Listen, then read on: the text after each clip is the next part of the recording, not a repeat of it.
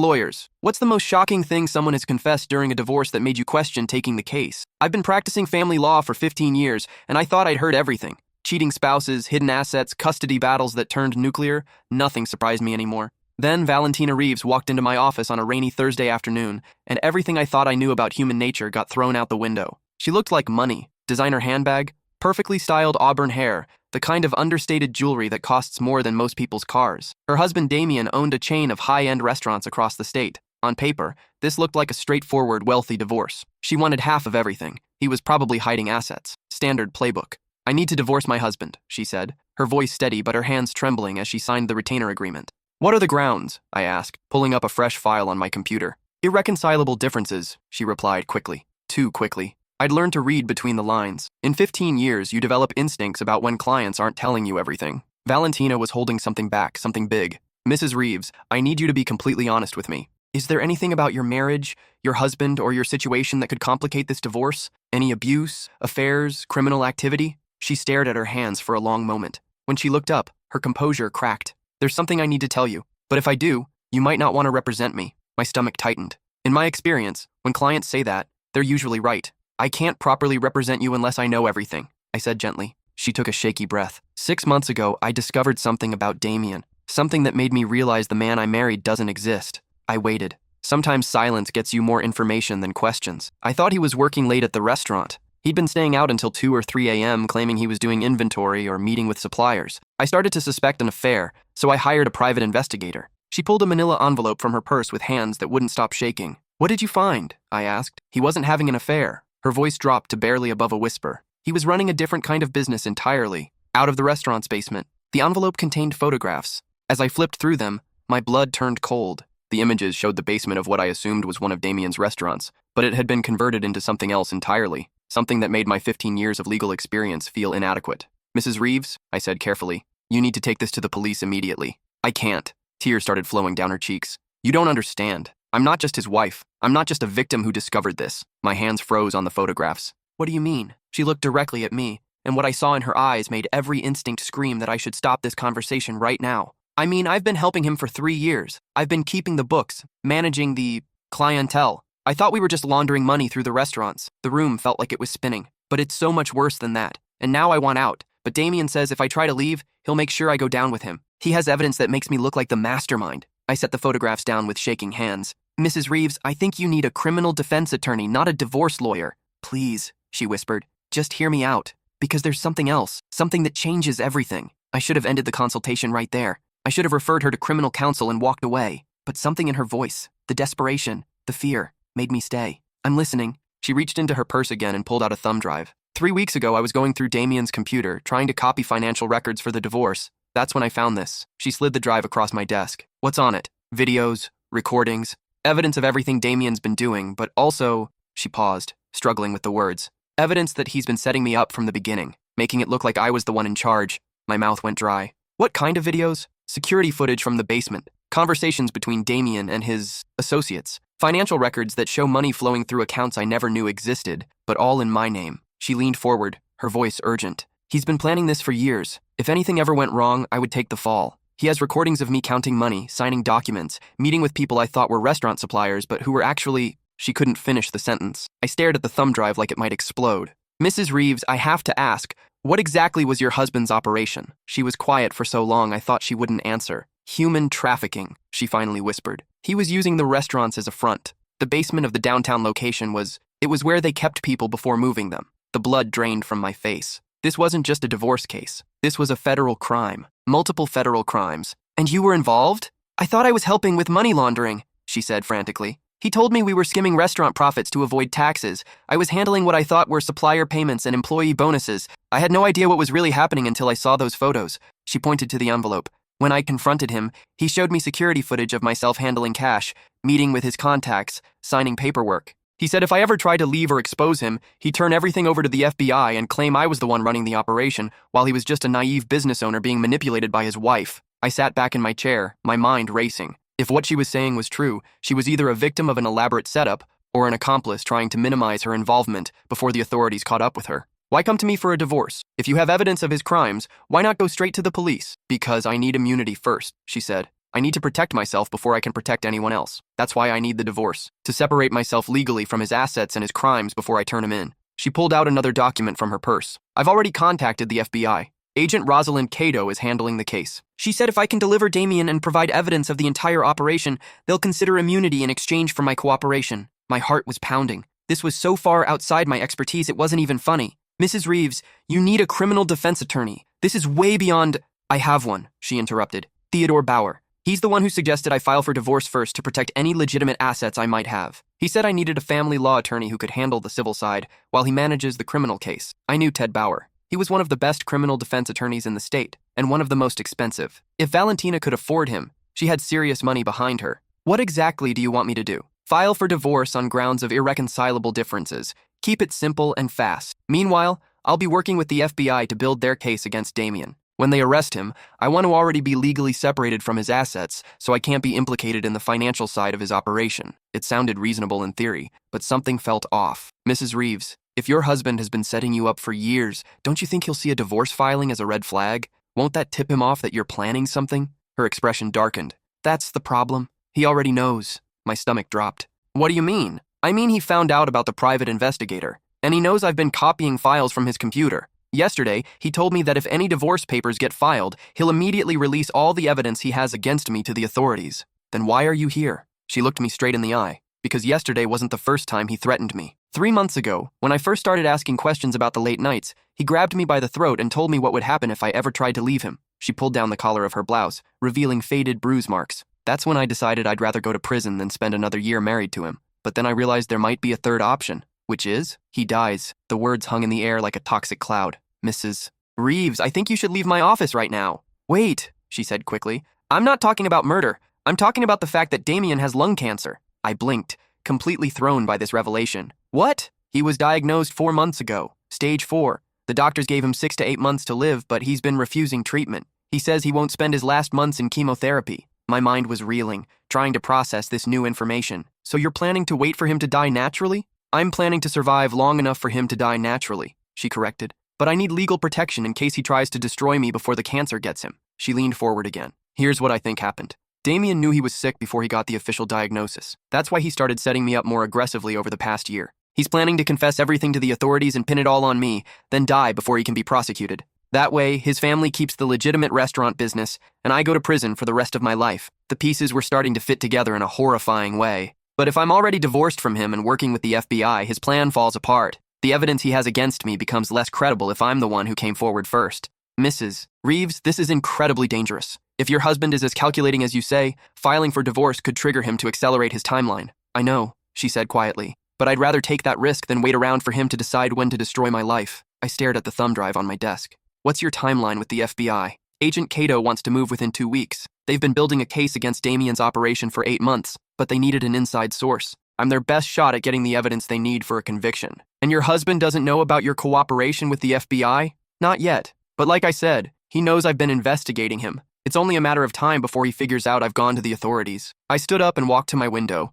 looking out at the rain-soaked parking lot. In 15 years of practice, I'd never been asked to handle a case where my client was simultaneously a potential victim, a potential criminal, and a potential FBI informant. Mrs. Reeves, I need to ask you directly. How much of your husband's operation did you genuinely not know about? She was quiet for a long time. More than I should have, she finally admitted. Less than he thinks I did. What does that mean? It means I knew something wasn't right with the money. Restaurant profits don't fluctuate the way ours were fluctuating. I knew there were people coming and going from the downtown location at odd hours. I knew Damien was meeting with people who didn't look like food suppliers. She paused. But I convinced myself it was just money laundering. Or maybe drug money. I never imagined it was people. When did you first suspect it wasn't just financial crimes? 2 months ago. I was working late at the downtown restaurant doing inventory when I heard voices coming from the basement. I went down to investigate and found Damien talking to a man I'd never seen before. They were standing in front of a door I'd never noticed, one that was usually hidden behind stacked boxes. She shuddered. I could hear crying coming from behind that door. When I asked Damien about it later, he said it was a homeless person who'd broken in,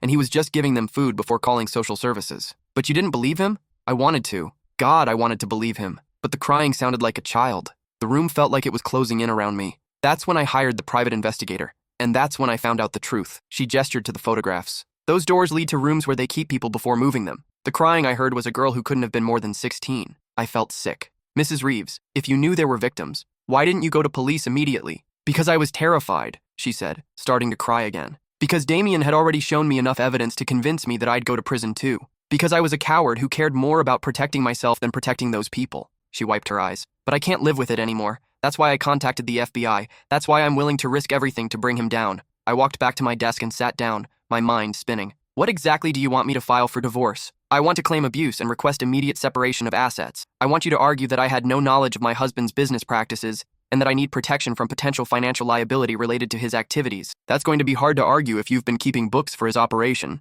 That's where this comes in, she said, tapping the thumb drive. It contains evidence that Damien forced me to participate. Recordings of him threatening me. Documentation showing how he manipulated me into signing things without understanding what they were. And the FBI has seen this evidence? Agent Cato has copies of everything. She's confident it will be enough to establish that I was coerced. I picked up the thumb drive, weighing it in my palm like it contained the secrets of the universe. Mrs. Reeves, I have to be honest with you. This case could destroy my practice. If it comes out that I knew about federal crimes and didn't report them immediately, I could lose my license. I understand, she said. But I also know you've built your career on helping women escape dangerous marriages. This is the most dangerous marriage you'll ever encounter. She was right about that. I'd represented women fleeing abusive husbands, women whose spouses had hidden assets, women whose partners had committed financial crimes, but nothing like this. I need time to think about this, I said. I don't have time, she replied urgently. Agent Cato wants to move on Damien next Friday. That gives us 1 week to file for divorce and establish my separation from his assets. Why the rush? Because they have intelligence that Damien is planning to move his operation. If they don't arrest him next week, the victims will be gone and the evidence will disappear. My hands were trembling as I set the thumb drive down. Mrs. Reeves, what happens if I say no? Then I file for divorce with a different attorney and you never see me again. But those people in Damien's basement don't get rescued next Friday. The weight of her words settled over me like a suffocating blanket. And if I say yes, then you help save lives, and you help send a monster to prison. I looked at the photographs again, focusing on the details I'd tried to avoid seeing the first time. The makeshift cells, the locks on the doors, the evidence of human suffering. How many people are we talking about? Agent Cato thinks at least 12 are currently being held at the downtown location, but based on the financial records, there have been dozens over the past 3 years. Dozens of lives, dozens of people who'd been bought and sold like property while I was handling routine divorces and custody disputes. Mrs. Reeves, I need you to answer one more question, and I need you to be completely honest. Okay, are you genuinely remorseful about your involvement, or are you just trying to save yourself? She looked at me for a long moment, then reached into her purse one more time. She pulled out a small photograph and placed it on my desk. It showed a young girl, maybe 15 or 16, with dark hair and terrified eyes. Her name is Esperanza, Valentina said quietly. She's been in that basement for 2 months. Every night I go to sleep knowing she's there. Every morning I wake up knowing I could save her but haven't. She looked directly at me. I'm not a good person. I was complicit in something horrible, but I'm trying to do the right thing now, even if it destroys me. I stared at the photograph, then at the thumb drive, then at the woman sitting across from my desk who was asking me to risk everything to help her make amends for the unforgivable. If I take this case, you do exactly what I tell you, when I tell you. No more secrets, no more half-truths. If there's anything else you haven't told me, you tell me right now. She nodded. There's one more thing. Of course there was. What? Damien isn't working alone. He has partners in this. Important people. People with power. Who? I don't know all of them, but I know one of them is Judge Harrison Blackwood. My blood turned to ice. Judge Blackwood was one of the most respected judges in the state. He'd been on the bench for 20 years and was known for his harsh sentences for human trafficking cases. How do you know this? Because I've seen him at the restaurant after hours, and I've seen payments to his wife's consulting company in Damien's books. I put my head in my hands. This just kept getting worse. Mrs. Reeves, if Judge Blackwood is involved, this goes way deeper than your husband's operation. I know. That's why Agent Cato is so interested in my cooperation. They think this could be part of a larger network. I stood up and paced to the window again. Outside, the rain had stopped, but dark clouds still covered the sky. If I take this case, and Judge Blackwood finds out, he could destroy both of us. If you don't take this case, he'll keep destroying innocent people. She was right, and I knew it. I turned back to face her. I'll take the case, but we do this my way, and if anything goes wrong, you're on your own. Relief flooded her face. Thank you, she whispered. Don't thank me yet. We might both end up in prison before this is over. I picked up the thumb drive and locked it in my office safe. I'm going to file for divorce tomorrow morning. Emergency petition citing abuse and requesting immediate asset protection. Are you prepared for your husband's reaction? I'm staying at a hotel under an assumed name. Agent Cato has a security detail watching me. Good,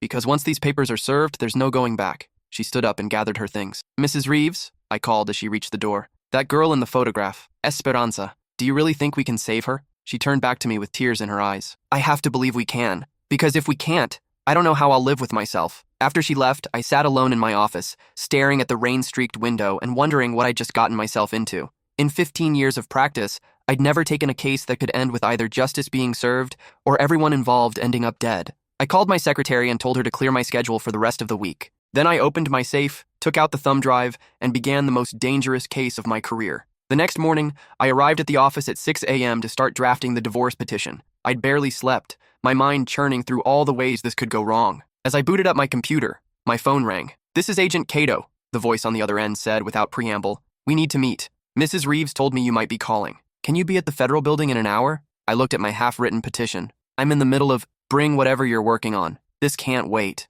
An hour later, I found myself in a sterile conference room with Agent Cato, a sharp-eyed woman in her 40s who looked like she hadn't smiled in years. "Valentina Reeves came to you yesterday," she said, not bothering with pleasantries. "Yes, she's asked me to file for divorce. And she told you about our investigation." "She did, though I have to say this is completely outside my area of expertise." Agent Cato leaned forward. "Here's what she didn't tell you. We've been watching Damian Reeves for 18 months. We know about the trafficking operation. We know about Judge Blackwood's involvement. What we didn't know until yesterday was that Valentina has been keeping detailed records of everything." She slid a folder across the table. "These are bank records for accounts we didn't even know existed. Transaction logs that trace money all the way back to the source. Names, dates, locations, everything we need to dismantle not just Damian's operation, but the entire network." I opened the folder and felt my stomach drop. The scope of what I was looking at was staggering. "How long has this been going on?" "At least 5 years, possibly longer. We estimate they've trafficked over 200 people through that operation. 200 lives. The number was incomprehensible. "Agent Cato,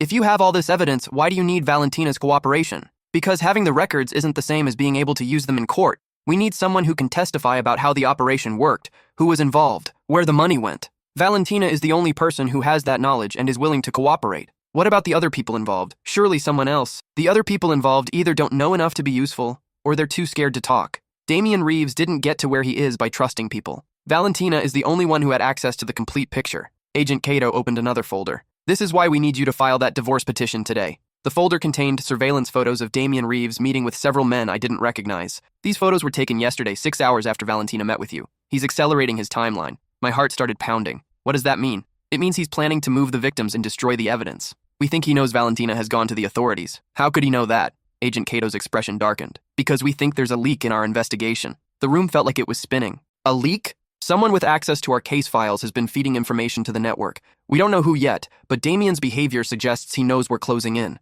I set down the photos with shaking hands. "Agent Cato, if there's a leak in your investigation, then Valentina is in immediate danger. We know. That's why we moved her to a safe house last night." "A safe house?" "She told me she was staying at a hotel." She was. Until we intercepted communications indicating that Damian was planning to have her killed. The blood drained from my face. Killed? The original plan was probably to frame her for the trafficking operation, then have her conveniently die before she could defend herself. But now that she's cooperating with us, he's moved straight to elimination. I stood up and paced to the window, trying to process this information. "Agent Cato, I have to ask, is Valentina telling me the truth about her involvement, or is she more complicit than she's letting on?" "That's complicated." I turned back to face her. "What does that mean?" "It means Valentina was definitely more involved than she initially told us. But we also have evidence that Damian used sophisticated psychological manipulation to control her. Gaslighting, isolation, threats, classic techniques used by traffickers to maintain control over their victims." She pulled out another document. "Medical records from 3 years ago show that Valentina was hospitalized for a fall down the stairs. The injuries were consistent with being beaten.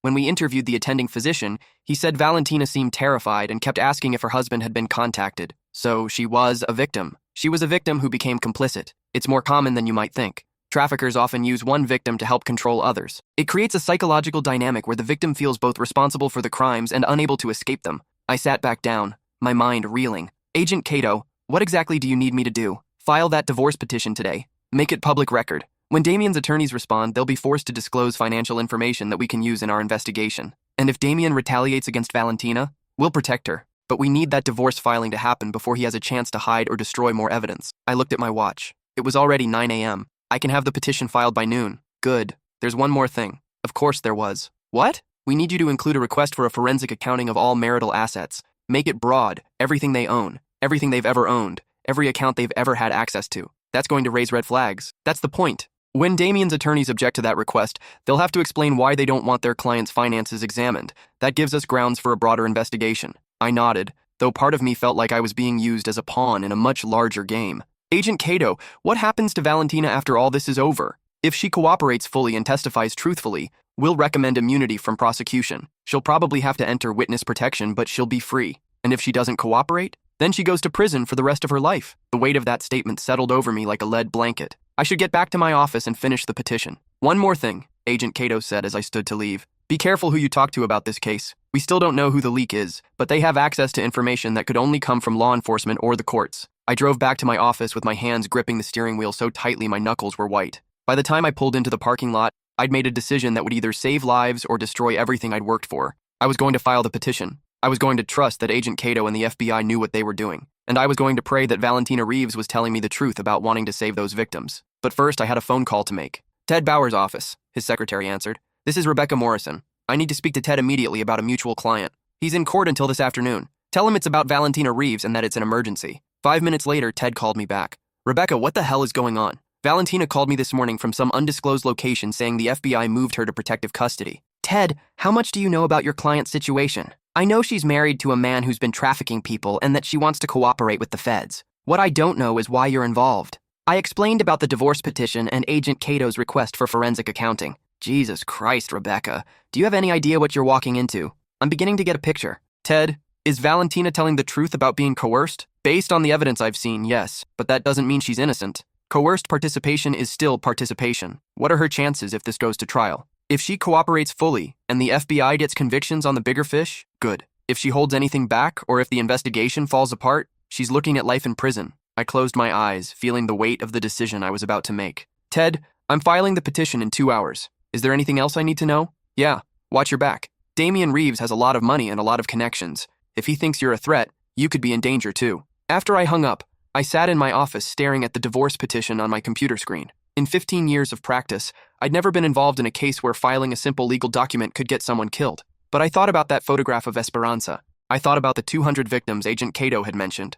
I thought about all the future victims who would suffer if this network wasn't shut down. I finished the petition, saved it, and drove to the courthouse. At 11:47 a.m., I filed Valentina Reeves vs. Damian Reeves for divorce, citing physical abuse and requesting immediate separation of assets and forensic accounting of all marital property. By 12:15 p.m., I was back in my office when my secretary buzzed the intercom. Ms. Morrison, there's a man here to see you. He says it's about the Reeves case. My blood turned cold. Did he give his name? He said to tell you he's a friend of Damian's. I looked at my office door, then at my phone, then at the window. For a brief moment, I considered calling Agent Cato. But then I realized that if Damian's people were already here, running would only make things worse. Send him in. The man who walked into my office was not what I expected. He was well-dressed, probably in his 60s, with silver hair and the bearing of someone accustomed to being in charge. He looked more like a bank president than a criminal enforcer. Ms. Morrison, he said, closing the door behind him. My name is Franklin Whitmore. I'm here to discuss your recent filing on behalf of Valentina Reeves. I gestured to the chair across from my desk,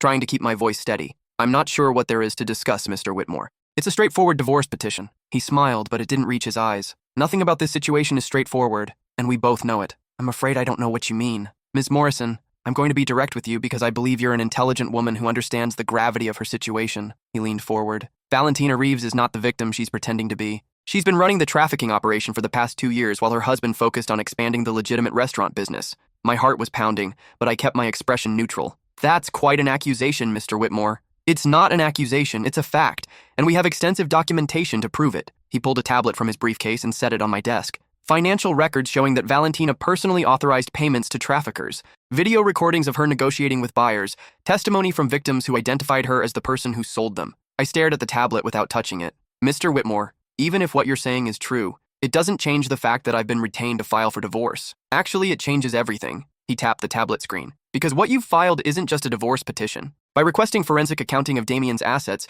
you've given Valentina legal access to records that will allow her to destroy evidence of her own crimes while implicating innocent people. Innocent people like Damian? Whitmore's smile turned cold. Damian Reeves is many things, Ms. Morrison, but he's not a human trafficker. He's a businessman who discovered that his wife was using his restaurants to run a criminal enterprise. When he threatened to expose her, she decided to frame him instead. I felt like the ground was shifting beneath my feet. That's not what the FBI believes. The FBI believes what Valentina has told them. She's been feeding them carefully constructed evidence that makes her look like a victim and her husband look like a monster. He leaned back in his chair. The question is, are you going to be complicit in this deception, or are you going to help us expose the truth? I stared at him for a long moment. Mr. Whitmore, who exactly do you represent? I represent justice, Ms. Morrison, and the innocent people who are being framed by a very clever psychopath. And if I don't believe you, then you'll find out the hard way that you're being used. When this investigation concludes, Valentina will disappear into witness protection while you face disbarment proceedings for knowingly assisting in the destruction of evidence. He stood up and headed for the door. Think carefully about whose version of events makes more sense, Ms. Morrison, and ask yourself why a woman who claims to be a victim would have such detailed knowledge of a criminal operation that she supposedly discovered only 6 months ago. After he left, I sat alone in my office, staring at the tablet he'd left behind. Everything I thought I knew about this case was suddenly in question. I picked up my phone and called Agent Cato. "We need to meet," I said when she answered. "What happened?" "Someone claiming to represent Damian Reeves just paid me a visit, and he's telling a very different story about who the real criminal is. By Friday, either Esperanza would be free, or we'd all be joining her in captivity. But first, I had to figure out who was telling the truth, and whether I was helping to save innocent victims or destroy them.